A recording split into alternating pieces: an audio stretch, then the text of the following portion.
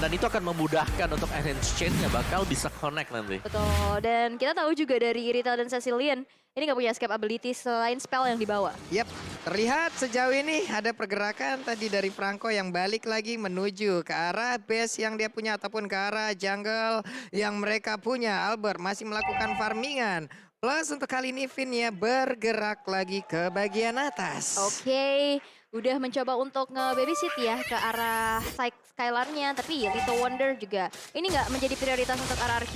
Lihat udah ada gangguan lagi, ada satu barrier yang sudah dibuka, tapi itu bukan hal yang berarti di mana Albert masih bisa men-secure satu buah purple buff-nya. Yap, Finn-nya bergerak ke bagian atas guna untuk bisa melindungi juga pergerakan dari Skylar. Tapi barusan Kadita pun hadir untuk bisa memberikan backupan pula. Keyboy masih ada di area tersebut. Finn mundur dulu, tapi kita tahu Iron Hook yang dimiliki oleh Finn sangat-sangat berbahaya. Kita lihat siapa yang akan terkena tarik sis. Wow, talent prediction by Axe. Kita lihat semua rata untuk Onyx Esports. Melihat dengan adanya posibilitas untuk pick off demi pick off-nya early game-nya sih harus bisa di owning banget untuk Onyx Esports pastinya. Kalau misalkan ke arah late game, ini bakal bisa jadi pedang bermata dua mengingat ada dua late game guarantee dari RRQ Hoshi. Benar, mereka punya Sisil, mereka juga punya Irithel ya dengan heavy crossbow-nya nanti ketika udah punya item yang akan menyala juga. Jadi untuk sementara waktu di sini ya dari RRQ Hoshi lihat.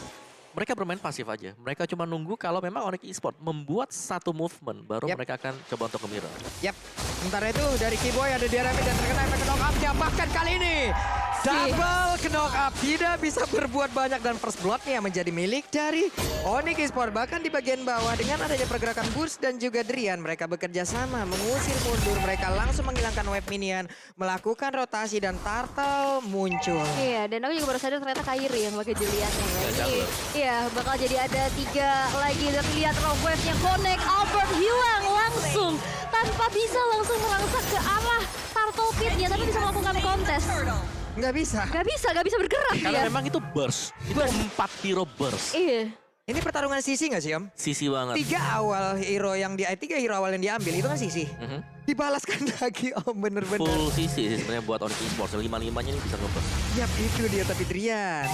Dan juga Keyboy bekerja sama untuk masuk ke dalam area dari RRQ. Oke, Skylar dengan Electro Flash-nya ada di Golden ya, dan dia harus bisa bertahan.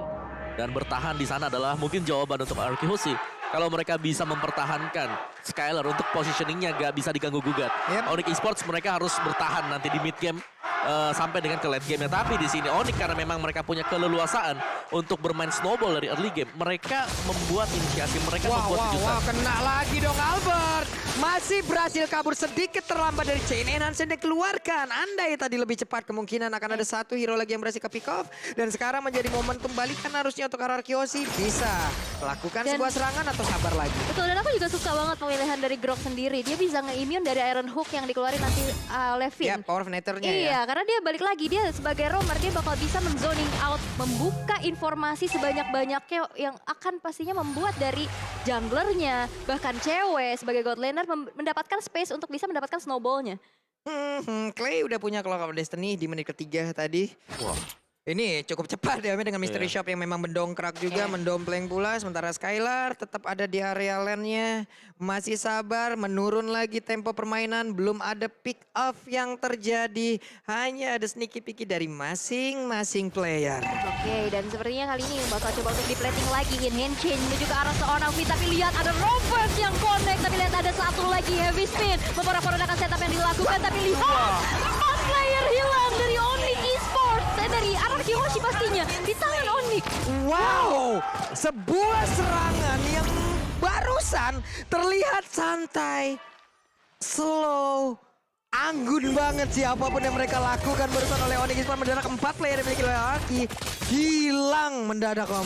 Yes, ada tsunami yang lewat juga tadi Padahal ya. tadi ada Iron Hook juga ya, mau ngembaliin keadaan. Itu wild charge-nya sih ya, Iya. untuk semuanya tadi. Membuat pemain RRQ Hoshi memang gak bisa bergerak sama sekali. Dan untuk di early seperti ini, oke lah Akai dan juga Franco, mereka adalah hero tebal. Tapi kalau gak punya item, sama saja. Betul sekali. Dan sejauh ini mereka tertekan dengan adanya pergerakan dari Onyx Esports. Hanya saja apakah ini akan berhasil dibawa oleh RRQ sampai menuju ke area late game. Dengan begitu lamanya permainan, mungkin begitu banyak tenaga yang keluar dan juga keringat-keringat. Tapi untuk sekarang dengan adanya The Ox Effect Plus, Rock Wave-nya lagi pergerakan dari Franco yang hilang dengan begitu cepatnya. The better you smell, the better you play. Wow, Keyboy. Ini sejauh ini 100% kill participation ya. Bahkan tadi juga dia nggak pakai Petrify-nya untuk bisa men-secure ke arah 1 poin kill yang berhasil ditabung. Dan bahkan lihat, satu tertarik di arah top lane berhasil untuk dilontokin oleh cewek. Dan kita lihat dari itemization-nya. Iya, cewek ini cepat banget. Dia punya steal leg plate. Dia juga bakal menuju, wow man, golden staff sebentar lagi. Cloud yang over farming seperti ini bakal ngemudahin jalan Onyx Esports. Ingat, burst damage-nya mereka udah dapat. Offense itemnya selalu ada di atas dari defense item RQ Hoshi. Jadi single burst saja, ini pasti tumbang satu dan mereka bakal menang jumlah untuk tim fight besar. Plus rotasi boot juga sekarang udah enak banget. Dia mau nge-flank ke arah mana aja dia bisa banget. Barusan ada konsep.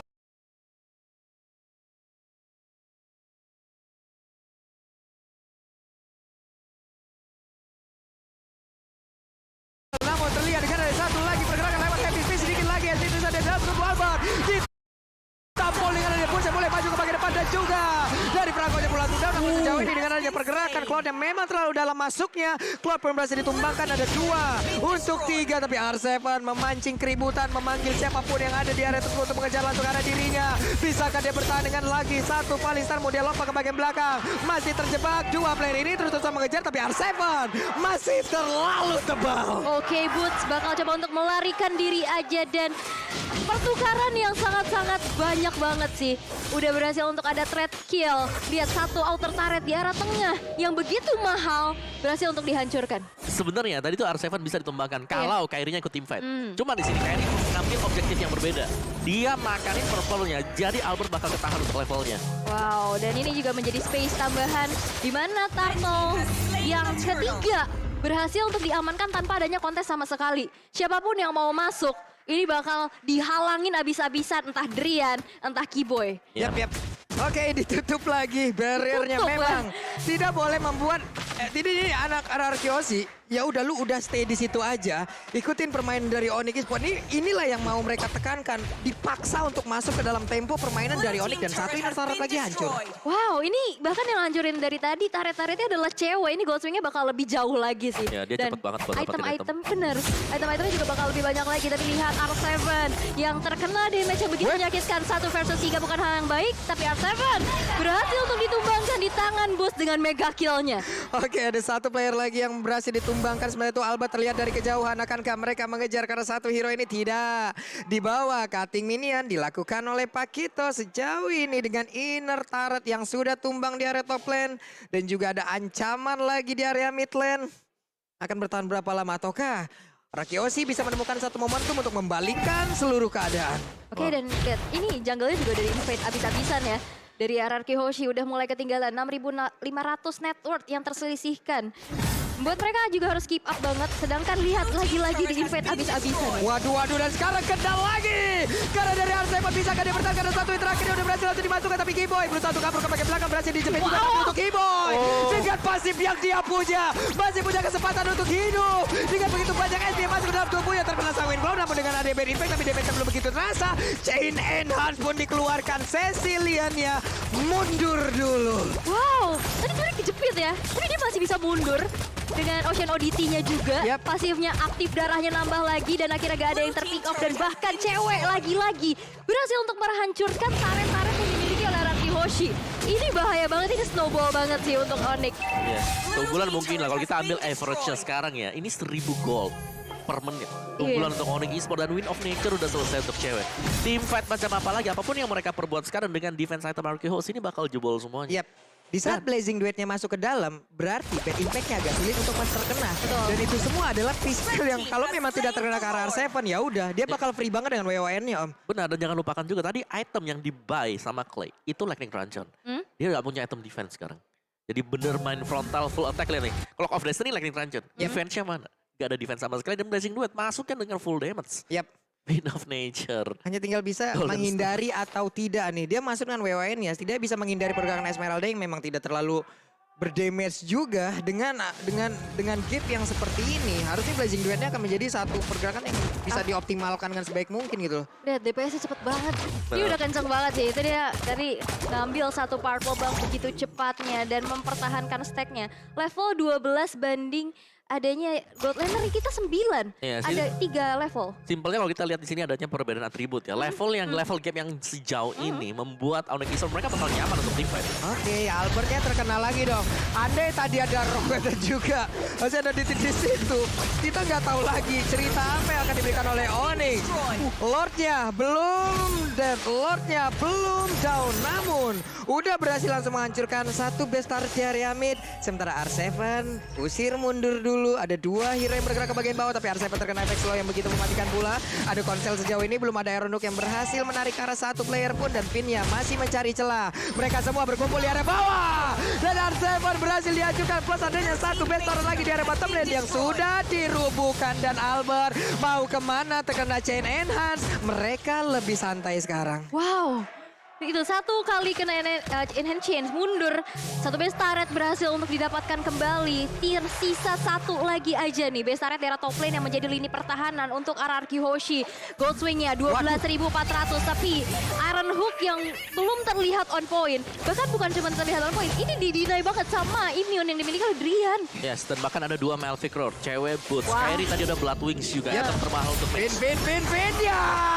Vinya ditabrak Om dengan satu wild card. Tersisa 4 player aja. Tidak ada Bloodhound. Mereka akan semakin semena-mena lagi untuk bisa masuk ke bagian dalam.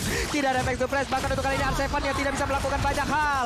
Hanya ada 3 player mereka yang digerogoti satu persatu. Hanya ada 3 player tersisa. Wave minion pun akan masuk. Channel dan dikeluarkan. Tapi dengan Epic Space, Albert yang berusaha untuk bisa mendapatkan karena satu orang namun dirinya tidak berhasil dengan ada satu Winter Trident. Kairi yang masih berhasil selamat.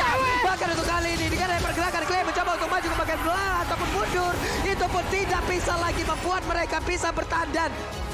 Onyx game pertama benar-benar menjadi milik mereka. One-sided Gak ada game. celah dikit Gak pun. ada. Siapapun mau maju, mau R7, mau Albert, notabene tank, dimakan habis-habisan. Bahkan gak bisa bergerak dengan leluasa. Game yang begitu cepat.